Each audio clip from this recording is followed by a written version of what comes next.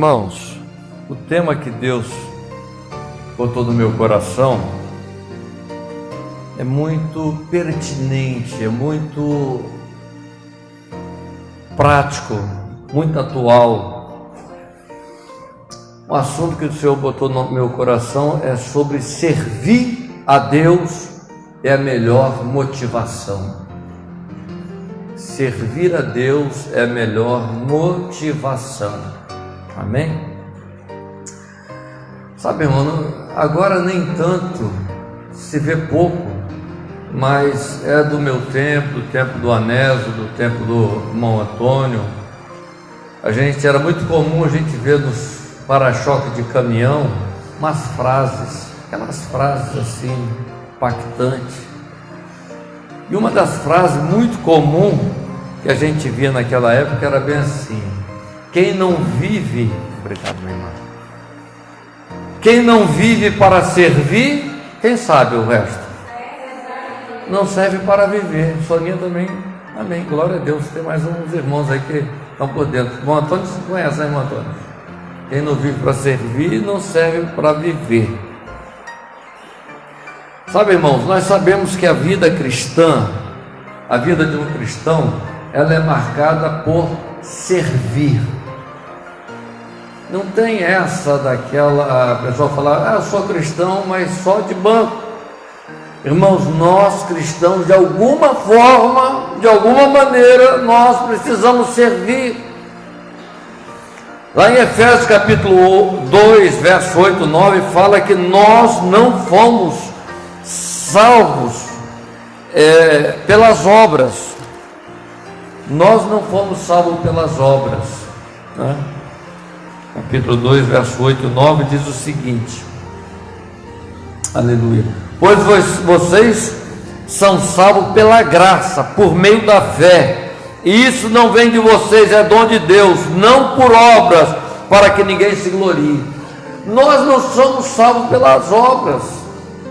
Tudo bem, temos que servir, mas no versículo 10 ele faz a complementação: porque somos criação de Deus realizada em Cristo Jesus para fazermos boas obras, as quais Deus preparou antes para nós a praticarmos. Nós não fomos salvos pelas obras, mas à medida que nós fomos salvos, nós precisamos fazer as obras de Deus. Amém, irmãos? Os irmãos estão me acompanhando o raciocínio? Então, irmãos, servir de coração é a melhor motivação. Nós vivemos num mundo de motivações. Nós fazemos o que fazemos movido por uma motivação. E a melhor motivação que um cristão pode ter é servir com alegria. E nós vamos trabalhar isso aqui como básico, como texto básico. Eu gostaria que os irmãos olhassem em Filipenses capítulo 2, verso 5 em diante, para nós termos como base essa palavra. Diz assim: seja a atitude de vocês, NVI, tá isso, seja a atitude de vocês a mesma de Cristo Jesus, que embora sendo Deus, não considerou que ser igual a Deus era algo que o deveria pegar-se, mas esvaziou-se a si mesmo, vindo a ser o quê? Servo. O próprio Jesus Cristo, ele se esvaziou de si mesmo e veio a ser servo, tornando-se semelhante aos homens, e sendo encontrado em forma humana, humilhou-se a si mesmo e foi obediente até a morte de cruz. Aqui está, meus irmãos, a base pela qual nós podemos dizer que a melhor motivação do cristão é servir. Porque o próprio Jesus Cristo, ele se esvaziou e veio servir. Ele não veio para ser servido, ele veio para servir. Então eu quero dizer, irmãos, que nós vivemos numa época de crise, de uma crise de motivação. Há uma crise estabelecida na geração que nós vivemos. Não estou falando aqui de A, de B, de igreja A e de igreja C. Eu estou falando de uma geração que na verdade nunca se viu tantas pessoas aceitando a Jesus Cristo como Salvador. As igrejas, as denominações estão entulhadas de pessoas aceitando Jesus, porém existe uma motivação errada, existe uma busca da bênção do Senhor. Vivemos num tempo de muitas caristias, de muitos conflitos, né?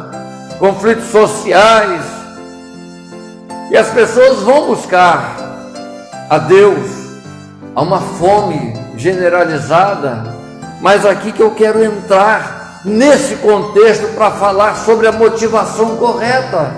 Deus botou isso no meu coração e foi uma luta para mim achar o caminho. O Senhor falava no meu coração, eu tive que buscar bastante oração para Deus me mostrar esse caminho. Eu gostaria que os irmãos prestassem atenção. Quem veio nessa noite, aleluia, vai ouvir algo tremendo. Eu quero saber, antes de mais nada, por que a igreja perdeu as motivações corretas. Aleluia. Há uma inversão, irmãos, de motivações. Hoje todo mundo está em busca de bênçãos. É como aquilo que diz o seguinte: me dá, eu quero, eu preciso de realizar os meus sonhos, eu preciso de uma cura, eu preciso de uma bênção, me dá, Senhor, eu estou necessitado. Realmente esse é o lugar certo para buscar as bênçãos do Senhor, mas normalmente as pessoas estão focadas em um culto aonde é pedir uma solução, pedir uma bênção sobre a sua vida, e a essência do Evangelho não é apenas um Deus que está ali apenas para servir segundo as suas necessidades. Então, irmãos, o amor, a verdadeira essência, que é o amor a Deus, um reconhecimento das maravilhas do Senhor, amar a Deus, amar o seu irmão, amar o próximo, viver uma essência de doação, de uma entrega maior, de um domínio próprio maior, de buscar a essência daquilo que o Senhor Jesus Cristo nos ensinou na tua palavra. Isso tem sido relegado ao segundo plano. No primeiro plano, na geração que nós vivemos, é uma geração que está em busca de uma solução, em busca de uma satisfação, em busca de buscar uma resposta para a sua necessidade eminente. Então, é um evangelho que alimenta o ego, mas não alimenta o espírito. Alimenta o nosso ego, as nossas necessidades, mas o nosso espírito está sendo relegado ao segundo plano. Às vezes é uma emoção momentânea, mas não é uma satisfação de uma realização espiritual. Fique comigo, irmãos, preste atenção. Deus quer falar algo do nosso coração. A verdadeira vitória do cristão, ele está no mundo espiritual. Aleluia! Aonde o Senhor liberta o homem do cativeiro de Satanás. Essa é a busca que nós precisamos de ter, uma busca de uma realização espiritual, aonde o Senhor vai trabalhando e vai nos libertando. Todos nós somos limitados, todos nós nascemos numa geração de pecado, somos herdeiros do pecado original ali de Adão e Eva. Isso está no nosso genes. Nós crescemos em pecado nossa mãe nos gerou, em pecado nós crescemos. Então nós precisamos de Jesus Cristo para trabalhar o Espírito, o nosso Espírito, para nos libertar. Isso é um trabalhar, aleluia, de todos os dias, cotidiano. Então nós precisamos de focar nisso, irmãos. Jesus Cristo, ele alerta lá em Mateus 7, 22, 23. Ele fala sobre essa geração, né? Uma palavra profética sobre o final dos tempos. Jesus Cristo falou que lá no final dos tempos, muitos me dirão naquele dia: Senhor, Senhor, nós não profetizamos, nós em teu nome nós expulsamos demônios, não realizamos muitos milagres. Então eu lhes direi claramente: nunca os conheci, afastem-se de mim, vocês que praticam o mal. Jesus estava falando de falha na motivação. A motivação de muitas pessoas, irmãos, aqui ele não está generalizando todos, mas o Senhor está nos dando um alerta. Nós precisamos estar na motivação certa, na maneira certa de servir a Deus, porque isso aqui não é apenas um momento, é um domingo onde nós nos alegramos rapidamente e depois voltamos àquilo que era. Não, aqui é uma preparação para nós vivermos uma transformação diária de todos os dias, dentro de casa, na rua, no trabalho. Nós precisamos ter o domínio próprio, nós precisamos fustigar, dominar a carne, para que o Espírito Santo de Deus reine na nossa vida todos os dias, todos os momentos. Aleluia! Então Jesus Cristo, ele ensina qual é a verdadeira motivação que nós precisamos de ter. Primeiro, nós vimos aqui porque a igreja perdeu a motivação verdadeira. Mas agora Jesus Cristo, ele ensina qual é a motivação. E essa motivação é servir. Aleluia! O maior exemplo que nós temos é o exemplo do próprio Jesus Cristo. Em Marcos capítulo 10, verso 42, Jesus Cristo, no momento que há uma discussão entre os discípulos, um querendo estar sentado ao lado direito, outro querendo estar sentado ao lado esquerdo, e Jesus Cristo chama todos eles e fala bem assim: ei, vocês estão querendo demais. Falou, Jesus os chamou e disse: vocês sabem que aqueles que são considerados governantes das nações as dominam, e as pessoas importantes exercem poder sobre elas. Não será assim entre vós. Preste atenção, irmãos. Enquanto os discípulos estavam querendo saber quem que era melhor, quem que vai ter uma melhor posição, Jesus Cristo joga um balde de água fria neles e fala: não é assim entre vós. Pelo contrário, quem quiser tornar-se importante entre vocês deverá ser o quê? Aleluia! Quem quiser ser importante entre vocês deverá ser servo. Na obra de Deus, irmãos, se você quer ter uma primazia, você quer ter uma importância, quer ter algum significado, você quer ter uma excelência de um cristão, seja, Jesus Cristo falou, seja servo. Lá no mundo é diferente. Lá quem está lá no primeiro lugar é o presidente, é o governador, é os dominadores. Lá é desse jeito. Mas aqui no nosso meio, quem quiser ser como o melhor, como o maior, seja o melhor servo. Aprenda a servir. Aleluia. E quem quiser ser o primeiro deverá ser escravo de todos. Olha que difícil, irmão. Jesus Cristo falando com os discípulos: quem quiser ser o primeiro deverá ser escravo de todos, pois nem mesmo o Filho do Homem veio para ser servido, mas para servir e dar sua vida em resgate de muitos. Nem o próprio Jesus Cristo não veio para ser servido, ele veio para servir, aleluia, e dar sua vida em resgate de muitos. Aleluia. Parece uma coisa assim meio contraditória, no mundo onde todo mundo quer uma posição elevada, de destaque, de relevância. Na obra de Deus é diferente. Nós precisamos de aprender com Jesus Cristo. E mais adiante, em João 13,5, o próprio Jesus Cristo dá mais uma ênfase, quando ele pega uma toalha e uma bacia, está lá em João 13,5, e fala que ele derramou água e saiu lavando os pés dos discípulos. Pedro falou: o que é isso, Jesus? O Senhor é o meu Senhor, só vem lavar meus pés. Jesus Cristo falou: olha, se eu não lavar os teus pés, você não tem parte comigo. Então Jesus Cristo ensinou, mas no versículo 17 ele fala bem assim: agora que vocês já sabem essas coisas, vocês vão ser felizes, serão se as praticarem.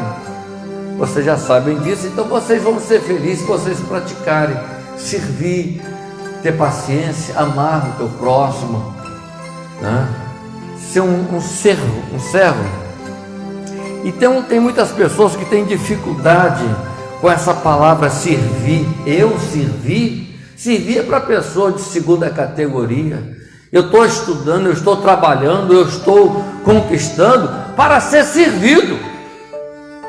E esse pessoal que serve são pessoas que não atingiram condições, são pessoas de segundo plano. Irmãos, mas não é isso. Jesus Cristo, ele estava ensinando que é a tarefa que Deus delegou para os cristãos. Essa é uma tarefa que Deus delegou aos cristãos, de serem servos, de servirem. Aleluia, isso é fundamental, irmãos. Aprendamos a sermos servos. Olha o exemplo do garçom. Você chega num restaurante, você senta numa mesa e aguarda ali que o garçom venha te servir. Se o garçom não vier te servir, você vai ficar sem alimento, você vai ficar sem comer, a não ser que você levante e vai lá. E Jesus Cristo, ele falou bem assim: eu vim para ser um garçom de vocês. Eu sou um garçom de vocês. Eu estou aqui para te servir. Eu estou aqui para te ajudar. Eu vim da glória do Pai. Eu vim, deixei a minha glória para vir servir vocês como um garçom. Fazer o que vocês precisam. Por causa disso, irmãos, nós alcançamos a salvação. Ele se entregou, ele serviu de tal maneira que ele se entregou a si próprio para morrer em nosso lugar, para nos dar condições de nós podermos ter a salvação, entrarmos na presença do Senhor. Então, aleluia, é isso que o Senhor espera de nós. Ele nos dá esse exemplo, porque Deus precisa de pessoas que o servem. Preste atenção, Deus está precisando de pessoas que o servem. A igreja do Senhor precisa de pessoas que o servem. O mundo também precisa de pessoas que servem a Deus para poder apregoar o Evangelho. Que assim como Jesus Cristo pregou esse Evangelho, aleluia, da mesma maneira Ele espera que nós façamos o mesmo, porque só será útil e só vai fazer diferença quem serve. Você só é útil, irmãos, eu só sou útil se nós servirmos. É como aquele ditado lá do caminhão: quem não vive para servir, não serve para viver. Então que nós possamos também, a exemplo de Jesus Cristo, aleluia, sermos garçons e garçonetes nesse mundo, mas de uma forma espiritual. Amém? Agora eu queria, dentro dessa palavra, dizer que há vários tipos de motivações no servir, né? Há várias formas, né? Porque a motivação é que te impulsiona a servir. Qual é a motivação de um escravo em servir? A motivação que ele tem para servir, né? Hoje em dia não se tem muito essa questão de escravo, não sei se por aí pelo mundo afora existe isso, mas antigamente um escravo, a motivação dele era um castigo. Se ele não servisse, se ele não fizesse aquele trabalho, a motivação dele é porque se ele não fizesse, ele ia sofrer um castigo. Era uma obrigação, era um dever, ele fazia por medo, a motivação dele era o medo, era o castigo. Nós vimos o quê? A história de Jonas. Jonas, ele não quis fazer aquilo que Deus havia ordenado ele para fazer. E quando ele se viu em aperto, quando ele se viu no ventre de um peixe, quando ele viu que ele ia morrer no mar, ele obedeceu, ele foi servir a Deus por obrigação, por medo do castigo, né? Então, irmãos, a primeira tipo de motivação de um escravo é quando ele faz isso por medo, faz por medo do castigo, por uma obrigação. Eu creio que aqui no reino, na obra de Deus, ninguém faz a obra de Deus. Estou com medo de ir para o inferno, eu estou com medo de ser retalhado. Irmão, ninguém faz. O cristão verdadeiro não deve pelo menos fazer a obra com medo de castigo, como foi o caso de Jonas. Nós não fazemos por medo. O segundo tipo de motivação é aquele que é assalariado, o empregado. Qual é o motivo dele fazer alguma coisa, dele servir alguém, servir a uma empresa? É porque ele tem um salário dele, né? Ele tem um salário, ele vai fazer. A motivação dele é o ganho que ele vai ter, é o salário que ele tem. Não, foi o caso de Jacó. Jacó, quando chegou lá para o seu sogro, que ainda não era sogro, ele falou: quero me desposar da sua filha Raquel. Ele falou: olha, está aí, está fácil, você trabalha para mim durante 7 anos. E Jacó imediatamente falou: eu trabalho 7 anos, porque eu vou ter o meu saldo, o meu ganho é a tua filha. Ele trabalhou 7 anos, depois trabalhou mais 7, trabalhou 14 anos, porque ele tinha essa motivação, ele tinha um ganho, né? Na obra de Deus, irmão, nós não precisamos, nós não devemos também fazer por barganha, vamos dizer assim, por necessidade, por negócio. A obra de Deus nós não fazemos dessa maneira. Agora nós vamos ver também o motivo do oportunista. Há uma pessoa que está na obra. Eu estou falando sobre motivações. Eu falei que existem motivações erradas. A nossa geração vive motivações erradas. O motivo do oportunista é a oportunidade. Ele está ali esperando uma oportunidade. Foi o caso de Judas. Judas, ele servia ali a Jesus Cristo junto com os discípulos oportunamente. Houve uma ocasião que Jesus Cristo entrou na casa de uma determinada pessoa, e ali então uma mulher, Maria, lançou um nardo, lançou um perfume de alto valor de 300 300 denários, e ali Judas zangou. Está lá em João 12:5. Porque ele reclamou: porque esse perfume não foi vendido e o dinheiro dado para os pobres? Seriam 300 denários.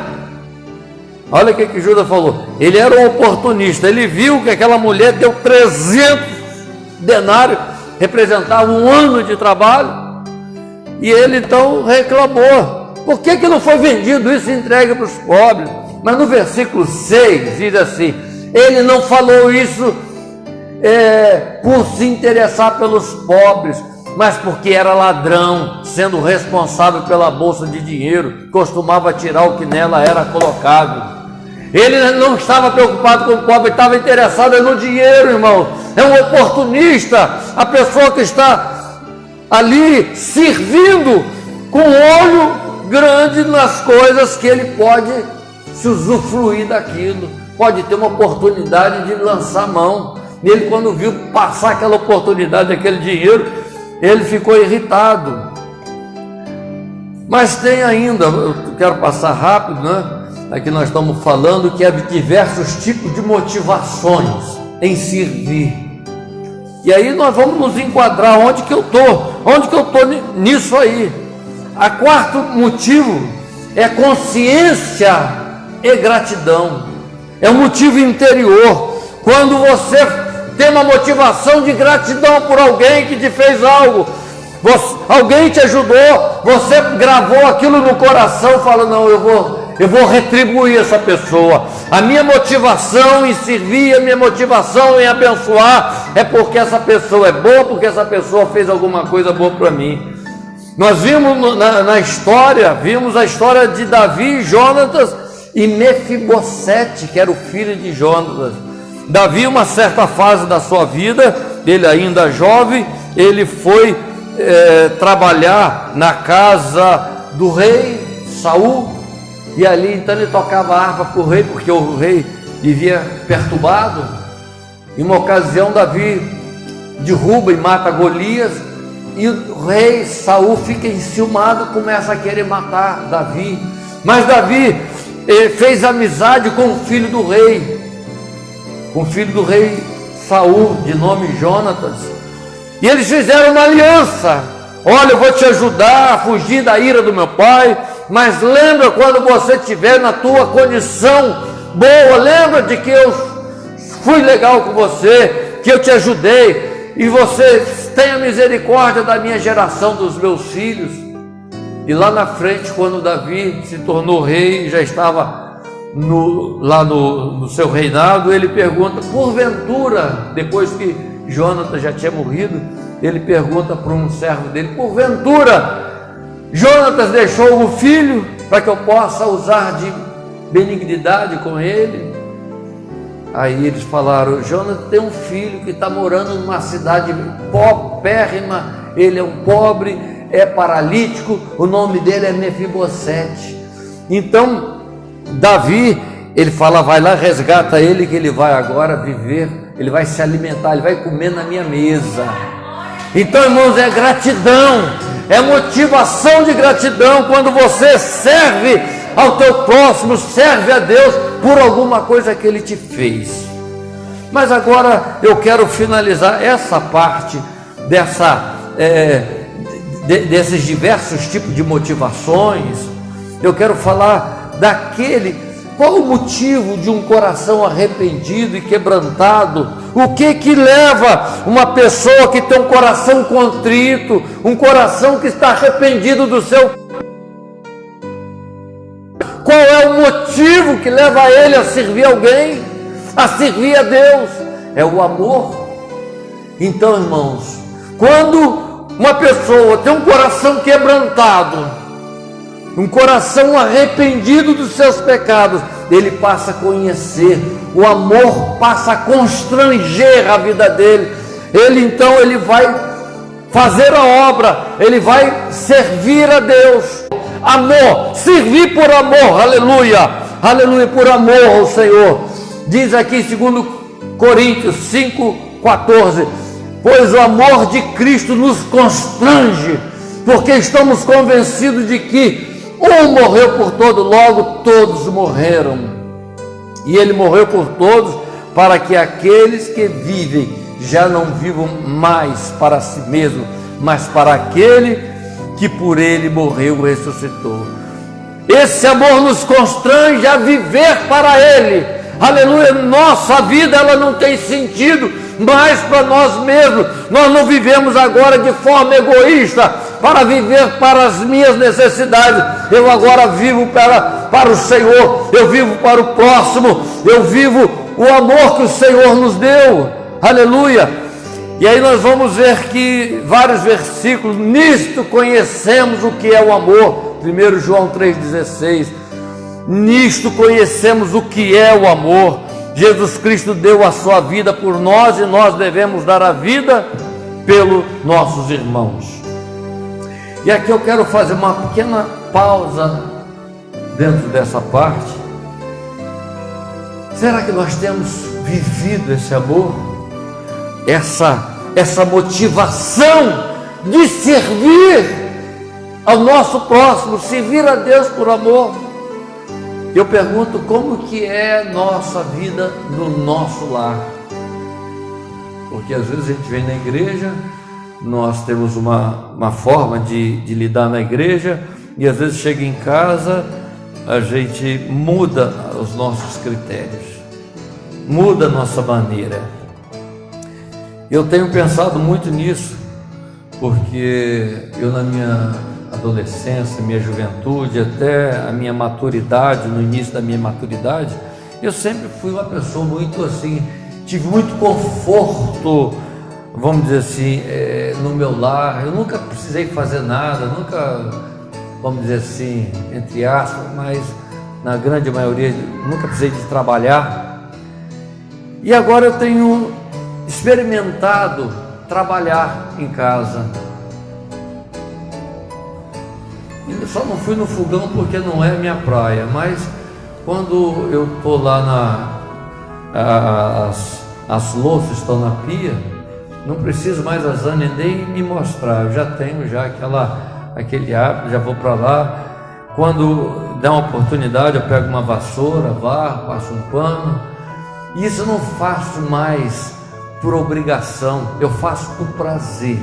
E eu vejo isso, o amor de Deus dentro de mim, ampliando isso. Eu estou citando isso como um pequeno exemplo dentro de casa, quando você faz uma coisa por amor, por prazer, por saber que você está servindo, que você está sendo útil, que você está ajudando dentro de casa. E assim é na nossa vida, com a nossa esposa, com os cônjuges de uma maneira geral. Você dá honra ao teu esposo, à tua esposa, você abençoar os teus filhos, os filhos honrar os pais, né? Que é o primeiro mandamento. Então, quando isso acontece, quando isso brota de um amor ágape, aquela essência do amor, então isso começa a exalar a verdadeira motivação do serviço, de você estar servindo por amor. Aleluia, não é por obrigação, não é porque tem um salário, não é porque foi prometido alguma coisa, mas você está fazendo agora por amor. Aleluia, aleluia. Quando você se interessa pelos necessitados, né? Igual esse caso, a Soninha hoje estava comentando que ela botou na rede social uma família que, acho que de anteontem para ontem, de ontem para hoje, não sei, a casa dela pegou fogo, ela botou na rede social e todo mundo começou a se interessar em ajudar. Teve gente que prometeu até todas as roupas, teve quem deu fogão, quem deu cama. Ela estava me contando, que coisa linda, olhar pelos necessitados por amor. Se colocar, a compaixão é você sentir a dor do seu próximo. Aleluia. E nos negócios, irmão, muitas vezes nos nossos negócios tem pessoa que só trabalha se tiver sob o olhar do seu patrão. E não é isso que o Senhor quer. O Senhor quer que a gente faça. Jesus Cristo falou: olha, quando você for fazer, faça como se fosse fazer a mim mesmo. Não dependa de que os outros fiquem olhando para você, fiquem te administrando. Você faz por amor a Deus. Aleluia. Então, irmãos, de várias maneiras nós devemos viver esse verdadeiro amor na escola, no nosso testemunho, na rua. Aleluia. Jesus Cristo, os discípulos, numa ocasião, as pessoas perguntaram qual é o maior dos mandamentos. Jesus Cristo falou que são 2 grandes mandamentos, né? O maior deles é amar o Senhor. Está lá em Marcos 12:30, ama o Senhor, seu Deus, de todo o teu coração, de toda a tua alma, com todo o teu entendimento, de todas as suas forças. E o segundo maior mandamento é ame o seu próximo como a si mesmo. Então, irmãos, o amor é a essência da verdadeira, é a motivação da verdadeira, a motivação para nós servirmos do cristianismo é servir com amor. Essa é a maior motivação. Jesus Cristo, uma ocasião, ele estava, lá na cruz do Calvário, ele estava entre 2 ladrões. Um falou: Senhor, tem misericórdia de mim, lembra-te de mim quando entrar no teu reino. Jesus Cristo falou: hoje ainda tu estarás comigo no meu reino. E o outro blasfemou, o outro desprezou, falou: rapaz, que nada, esse aí não é Jesus. Se ele fosse Jesus, ele descia daí, salvava ele, salvava nós também. Irmãos, eu quero comparar essa situação com a nossa vida. Muitas vezes nós vamos estar diante de pessoas, uns que vão desprezar o Evangelho, uns vão blasfemar, e outros vão pedir misericórdia. Me dê uma palavra, me explique esse Evangelho. E nós devemos amar a todos. Jesus Cristo amou aqueles 2. Nós também, entre essas pessoas nós vamos amar a todos eles. Porém, nós não podemos nos culpar por aqueles que desprezam, por aqueles que blasfemam, que não querem nada, porque o diabo ele vai querer falar bem assim: você não tem que amar? E esse amor, como é que você vai deixar essa pessoa se perder?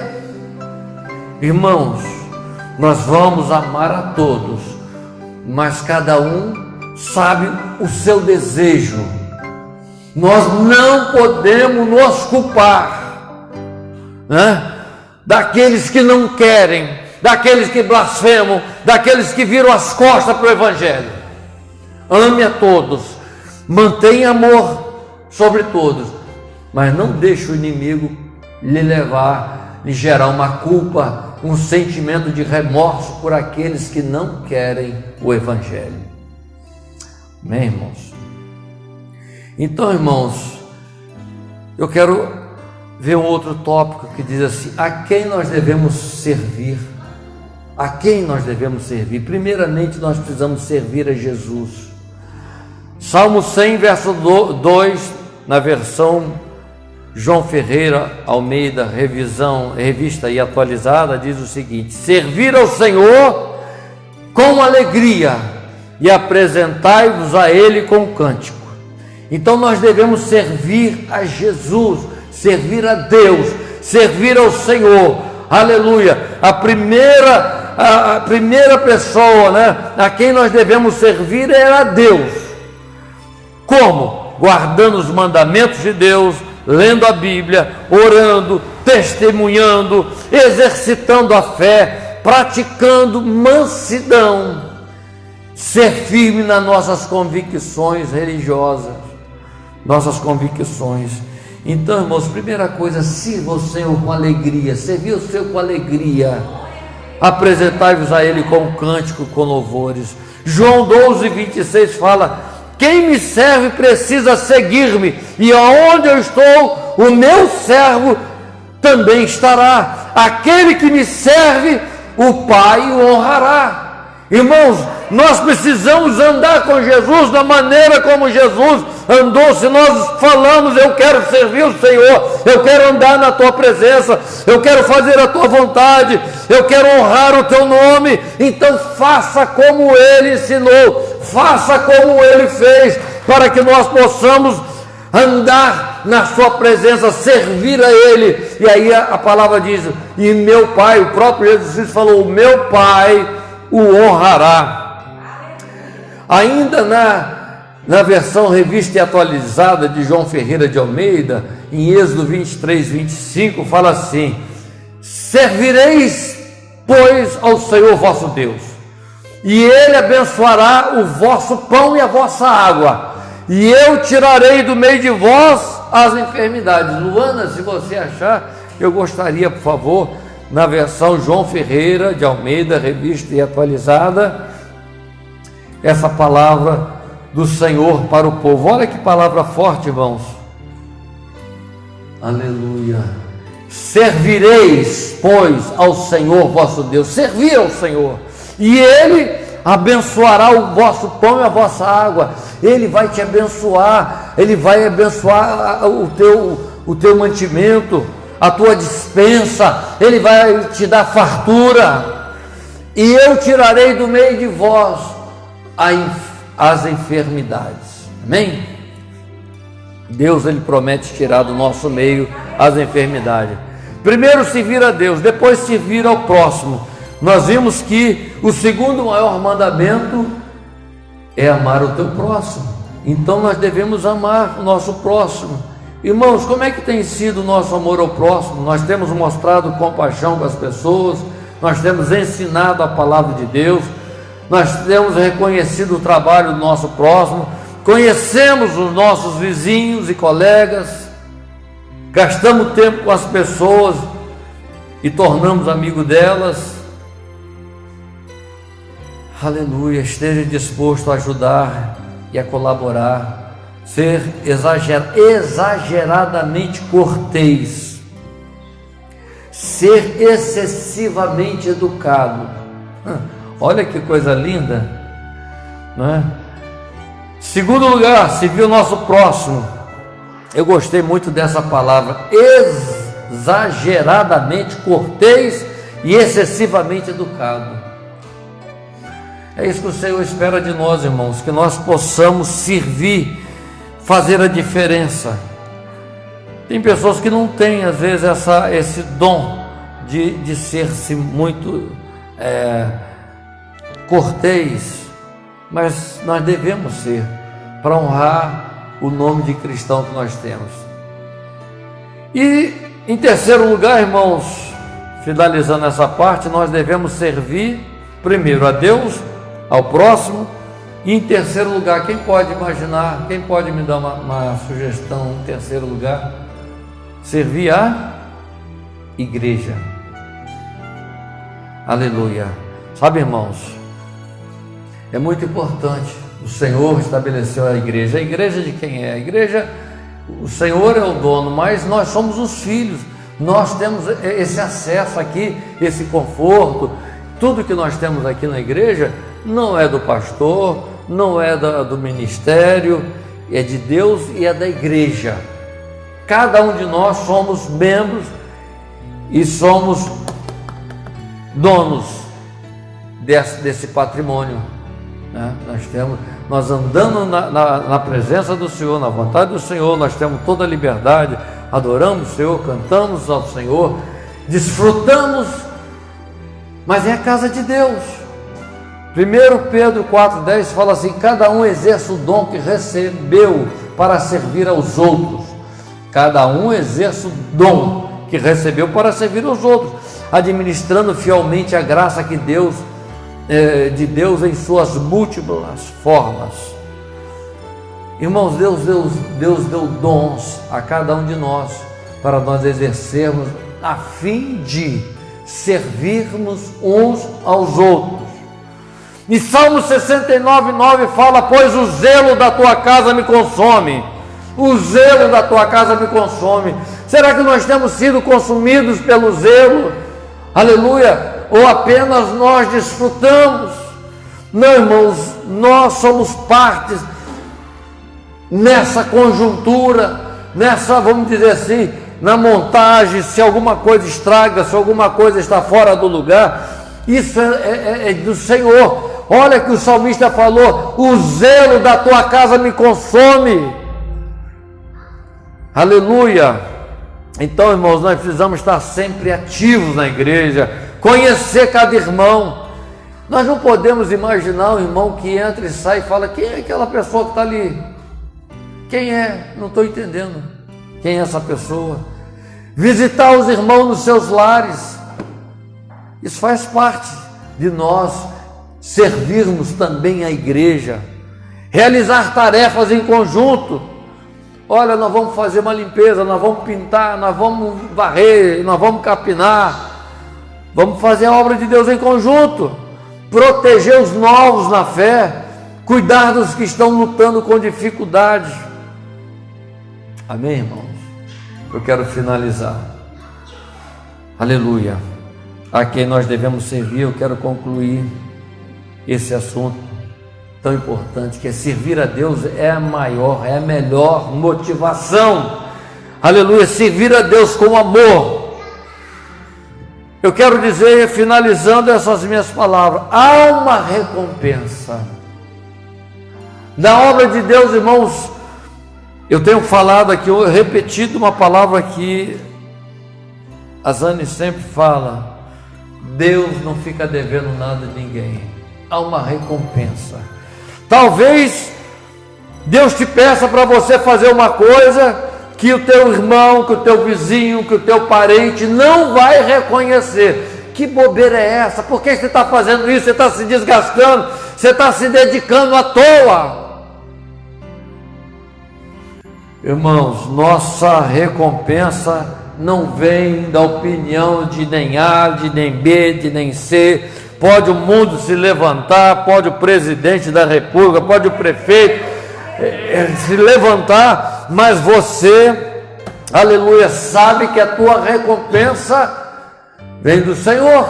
Isso nós precisamos ter essa convicção de estar claro para nós, essa firmeza de que a nossa recompensa vem do Senhor. Às vezes até alguém chega e fala alguma coisa: não gostei do que você fez mal feito, você fez errado, querendo te desanimar, querendo te desestruturar, mas você não está fazendo para o homem, você está fazendo para Deus. O culto não é para A, para B, para C, o culto é para o Senhor. Nós estamos aqui adorando o Senhor, nós estamos aqui para adorar a Deus. Aleluia! Então o culto é para o Senhor, o nosso serviço, aquilo que fazemos é para Deus. E Ele, aleluia, está vendo o que é que nós estamos fazendo. Aleluia! 1 Coríntios 3,8 fala o seguinte: o que planta e o que rega tem um só propósito, e cada um receberá o quê? Recompensa, será recompensado de acordo com o seu próprio trabalho. Apocalipse 22:12 diz assim: eis que venho em breve, e a minha recompensa está comigo, eu retribuirei a cada um de acordo com o que fez. O Senhor está falando, Ele vem em breve, Ele está batendo a porta, a minha recompensa, o Senhor vem com recompensa para dar a cada um, segundo o que cada um fez, irmãos. Aleluia. Gálatas 6:9 fala: e não nos cansemos de fazer o bem, pois no tempo próprio colheremos, se não desanimarmos. Há uma recompensa, irmãos. Há uma recompensa, os irmãos entendem isso? Há uma recompensa. Não é em vão nosso trabalho no Senhor. Não espera de A, de B, não espera do Senhor. Nosso Deus, Ele é fiel.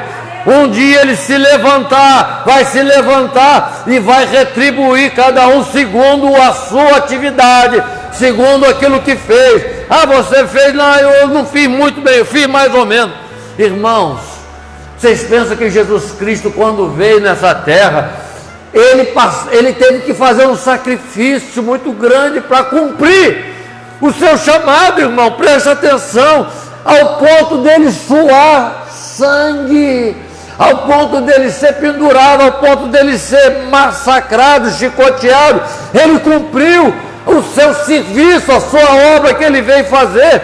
E às vezes nós queremos fazer uma obra de forma acomodada, de forma a não nos esforçar. Às vezes a gente faz o mínimo de esforço e acha que está bom. Irmãos, o Senhor, Ele nos põe à prova continuamente. Ele quer ver se nós estamos nos esforçando, se nós estamos nos dedicando mais. Aleluia! Quando eu falei que nós vivemos em motivações erradas, porque nos nossos dias de hoje, nós vivemos o tempo do controle remoto. Você quer alguma coisa, você aperta o dedo, você já tem. Você quer outra coisa, você aperta outro dedo, você não se move. Antigamente, para servir ao Senhor, pessoas andavam 5 quilômetros de pé descalço no chão, à noite, com chuva, sem chuva. Hoje, irmãos, há uma facilidade muito grande, e as pessoas às vezes acham ruim. Não pude te buscar hoje, por isso, por aquilo. Os irmãos às vezes ficam chateados. Nós não queremos nos esforçar, nós não queremos nos dedicar mais, nós queremos tudo muito fácil. Amém, irmãos? Último versículo, Colossenses 3:23. Tudo o que fizerem, façam de todo o coração, como para o Senhor e não para os homens, sabendo que receberão do Senhor a recompensa da herança. Ei, preste atenção, vou repetir. Tudo que vocês fizerem, façam de todo o coração. Põe isso na tela, por favor. Tudo quanto fizerem, fazei-o.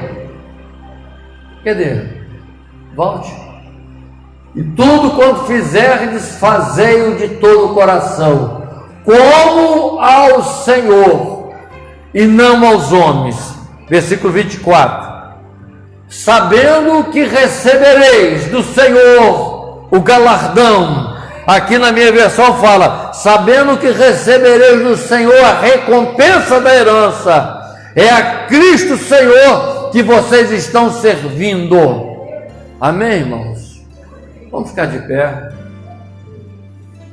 Espero que essa palavra mova nossos corações, para que nós possamos ter uma motivação justa, certa, adequada, naqueles moldes lá do início, nos moldes da igreja primitiva, fazer por amor.